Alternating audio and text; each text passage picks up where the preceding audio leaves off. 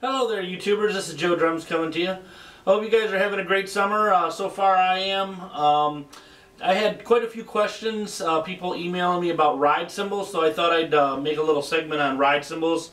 One of the nicest ride cymbals that I own right now is the Feisty 2002. This is from the John Bonham sets that I have. It's the 24-inch ride. It's the Feisty 2002. Bonham used to like this because he always wanted big sounding cymbals. This is a very loud ride cymbal. Sometimes he used to hit it where it would double like a crash, so he'd get that real explosive crash sound when he needed it with this. There are certain cases that won't even take this cymbal because it's just too big. There are certain ones that you can find, but make sure they, obviously will take a 24-inch cymbal in the case. But anyway, so I've got some different ride cymbals here that I'm going to talk about. Every one of them that I own are different brands. So we're going to talk about the Feisty cymbal for right now. I'll play a little bit, demonstrate it, and tell you why you should buy certain types of ride cymbals and, for the type of music that you play. So we'll start off with this one. As you can tell, this is obviously for rock because it's really loud. You wouldn't use this in a very soft or a small drum set. It just wouldn't work. If you're playing jazz or light music, this is just too loud. It's just not really appropriate for the type of music that you're playing. The bell sounds really, really strong. If I use the shoulder of the stick, you can hear the bell. Again, the ride cymbal doesn't really build up a lot because it's so thick. So I can sit here with this, this is actually a 5A.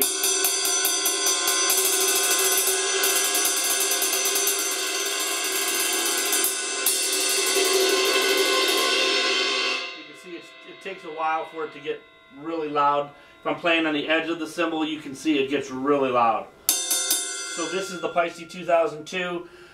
This runs about $600. You can find it maybe some other places maybe for $500, but it's really, this is again real retail price that I'm giving. So I think it's a great cymbal, and again, it's made for those big loud drum sets. And if you're playing rock or heavy metal, this is definitely the ride for you. Okay, the next ride cymbal we're going to look at is the Zildjian Custom K-Ride. It's a 22-inch. I like using this one on my DW set. This is the one that I use most often on the DW, strictly because it's got a nice loud bell sound, yet I can play softly with it as well, so it kind of does the best of both worlds. I can play very lightly with this, but it'll also play very loud. And like I said, because it doesn't build up, you can hear all the little nuances with the tip of the stick on this. And again, it just sounds really, it cuts through.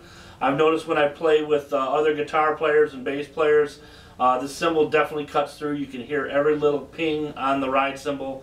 And that's something that I like about ride cymbals. I don't like the ride cymbals too light, unless I'm playing light music, but I tend to play more heavier rock, so I'm using a cymbal like this for the DWs right now. So let's take a listen to this. Oh, and one other thing I want you guys noticed was this ride cymbal has all hand-hammered pings in it from a hammer. This is all manually done. It's nothing with a computer or a machine.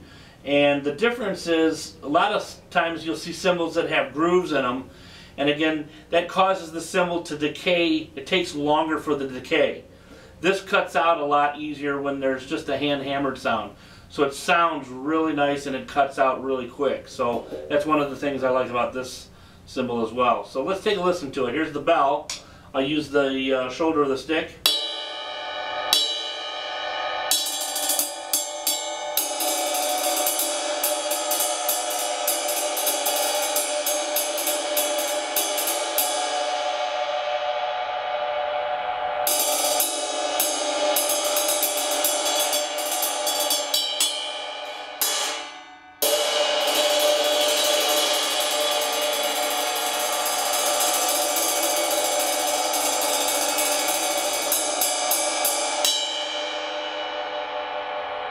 So as you can see, it cuts out pretty darn quick for a ride cymbal. Usually ride cymbals last forever and ever. This really cuts out well, and you can hear that bell just cut right through.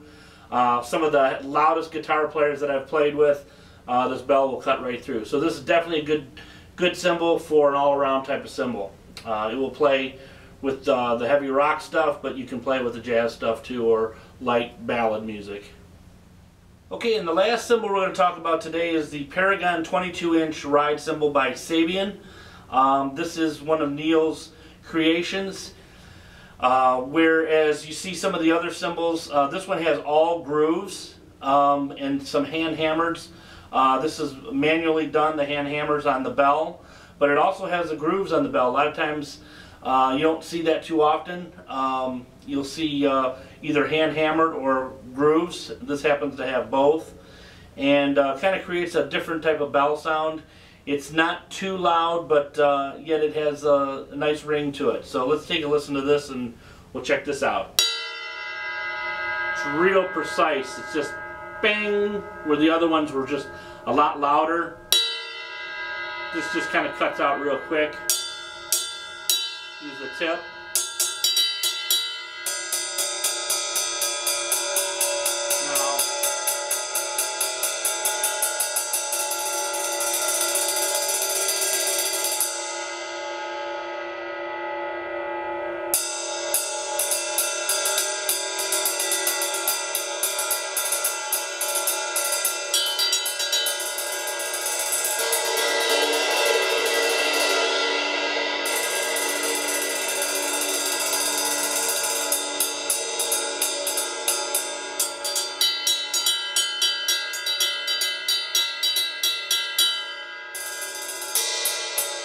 So there you go, that's the Paragon 22-inch ride cymbal from Sabian. If you guys have any other questions about ride cymbals, let me know. I'll try to answer all the questions that come about. And you guys have a great week, and I'll talk to you real soon. Until then, take care. Keep rocking.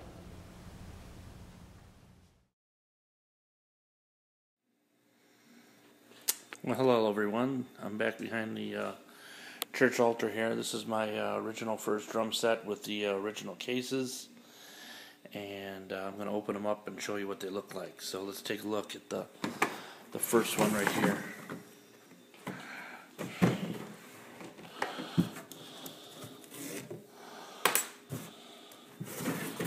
So this is the first tom, 13-inch, and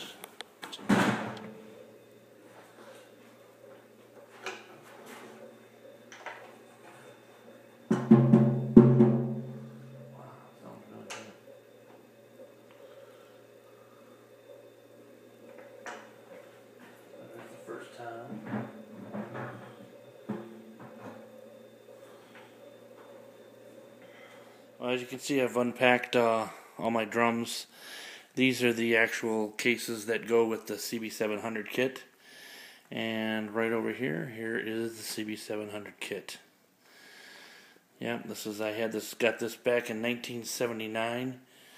And the original hardware, of course, has been changed out. I put tom on it. I had a real nice tom arm, double tom arm that goes right into the bass drum. My dad helped me drill holes for the toms and the bass, and we mounted it in there, and it's been great ever since.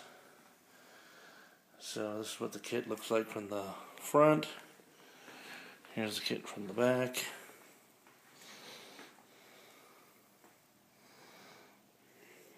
And I'm usually using a stool right now because I couldn't find a snare stand, but I have a snare stand at home. But I'm back behind the church right now, altar where the cases and everything are. This is where I keep all my congas and different percussion stuff, stands and things back here. It's kind of like my other storeroom besides my basement. So there you go. That's the my very first drum set.